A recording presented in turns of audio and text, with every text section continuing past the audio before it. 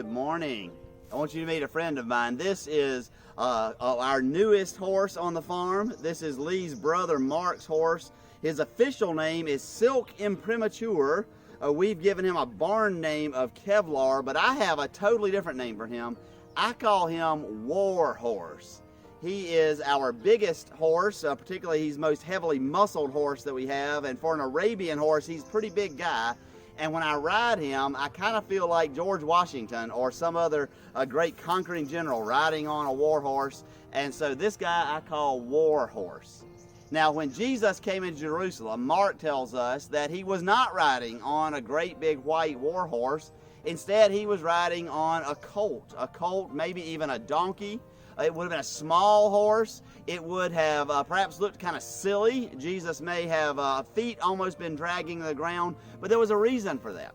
When a king came into a town, if the king were conquering, coming in, taking the town by violence and by force, he would come in riding on a war horse. He would come in on a majestic, great big horse to demonstrate his power.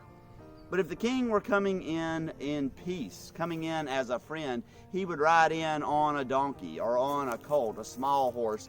Kings in those days understood optics the same way that kings do in these days as well. And so that's what would have happened. And we know that from all of the gospel accounts that the people spread palm branches and their coats on the ground as Jesus came into town. And this was not something that was ordinarily done for kings. When Pilate came into town, they almost certainly would not have spread out their cloaks or palm branches on the ground. When Herod would have come to town, they would have not done that. But as Jesus does, they do. And they're making a political statement. They are saying that in spite of the fact that Pilate is more powerful than anything they could muster, that Rome is more powerful than anything Israel could muster, they were claiming Jesus as their king nonetheless. This went back at least 200 years when the Joseph Maccabee was able to come into town on a donkey, crowned as king, even though the Syrian king was still a more powerful king. It's a way for them to say God is our king, even when outward circumstances seem to argue differently.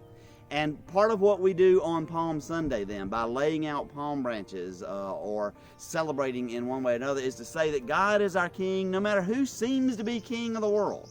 Right now, obviously, coronavirus, the very name means crown. It is a virus that has a crown, or looks like it has a crown on it, seems to be the ruler of the world. It's attracting all of the attention, all of the energy. It is ruling our lives in many ways, and yet we know that God is actually our king. Jesus is our king, and he comes to us as a friend. He comes to us in peace, and he comes to help.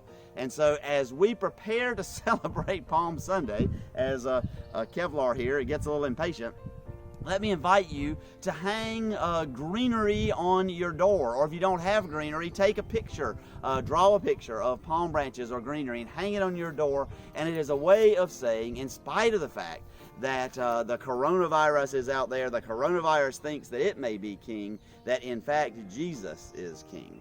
And that is one of the things that we will do together as a people, to say we know who is king and we know who we trust. God is with us. Amen.